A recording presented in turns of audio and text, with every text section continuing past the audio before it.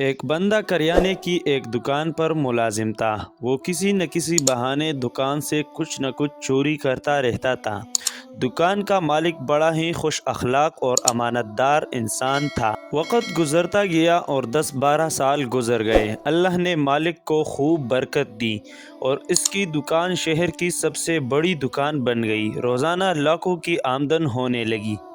ایک دن اس ملازم کے گھر سے ٹفن میں کھانا آیا ہوا تھا۔ ملازم نے چوری سے ٹفن میں دیسی گھی ڈال دیا، مگر واپس لے جاتے ہوئے اس کے بچے سے ٹفن نیچے گر کر کھل گیا اور اس کی چوری پکڑی گئی۔ مالک کا بیٹا غصہ میں آ گیا اور ملازم کو برا بھلا کہنے لگا، مگر مالک نے اپنے بیٹے کو سختی سے روک دیا اور کہا، بیٹا اسے چھوڑ دو، تمہیں آج پتہ چلا ہے کہ یہ چوری کرتا ہے، مگر مجھے پچھلے 12 سال سے معلوم ہے۔